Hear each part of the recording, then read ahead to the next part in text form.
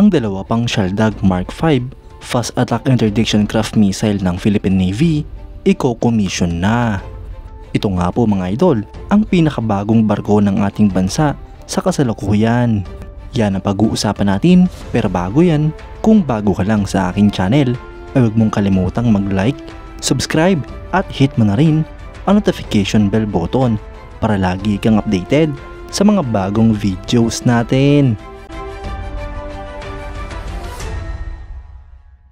Ang mga unang barko na equip ng Spike and Loss missile sa Shaldag Mark V Acero Class Fast Attack Interdiction Craft Missile ng Philippine Navy ay pinanglanan na at malapit na i-commission sa ating bansa. Ito nga po mga idol ang feature BRP Hermenegildo Yurong PG-906 at BRP Lawrence Narag PG-907. Inaasahan na nga pong pag-commission sa dalawang barkong ito para sa Philippine Navy's Littoral Combat Force sa lalong madaling panahon. Makikita nga po natin sa mga litrato na inilabas ng Philippine Navy ang location ng Rafael Typhoon MLS and Loss Missile Launcher. Dahil nga po sa mas malaking size nito, kung ikukumpara sa mas maliit na Typhoon MLS ER, ay nangangailangan nga po itong i-install sa aft deck at hindi sa top ng superstructure ng barko. At dahil nga po dito mga idol, ay mukhang mahihirapan na maglagay pa ng rigid hull inflatable boats, ngunit posible ding maglagay ng mga mas maliit na rubber boats.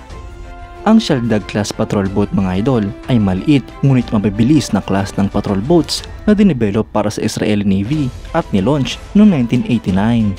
Simula nga po noon ay nagserbisyo na ang barkong ito sa iba't ibang navies sa buong mundo. Ang disenyo nga po ng barkong ito ay ginawa para sa security task na nangangailangan ng high intercept speed. Idagdag pa nga po dito ang interdiction ng terrorism at illegal smuggling. Ang salient feature naman ng mga barkong ito ay high speed sa rough seas, magandang seakeeping at outstanding na maneuverability. Gayun din nga po ang exceptional na low slamming sa lahat ng sea states, dry decks at all speed at very spacious at accessible na internal arrangement.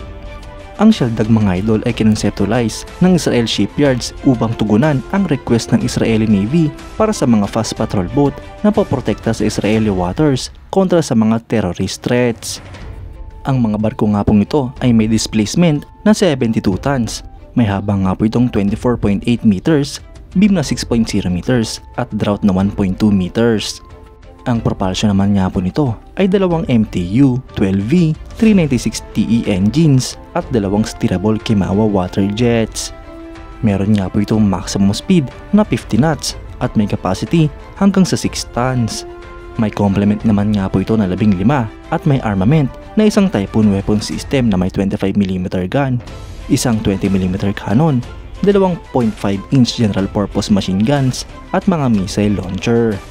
Sa kasalukuyan, ang mga military operators nito ay ang Equatorial Guinea, Israel, Nigeria, Pilipinas, Senegal at Sri Lanka.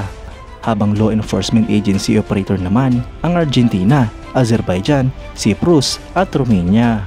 Potential naman na maging civilian operator ang Philippine Coast Guard ng ating bansa.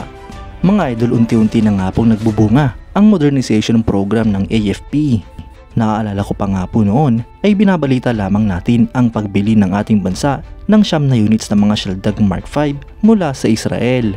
At ngayon nga po ay unti-unti nang nagkakatotoo ang mga dating binabalita lamang natin.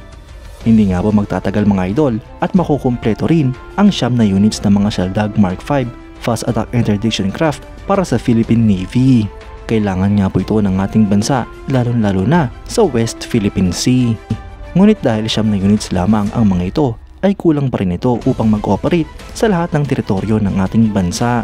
Maaari nga po itong dagdagan ngayong Rehorizon 3 na ang modernization program phase ng Pilipinas.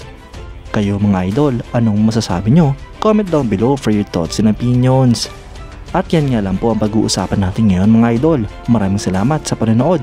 Huwag nyo rin kalimutang mag-like at subscribe bilang suporta sa ating channel. Mabuhay kayo mga idol!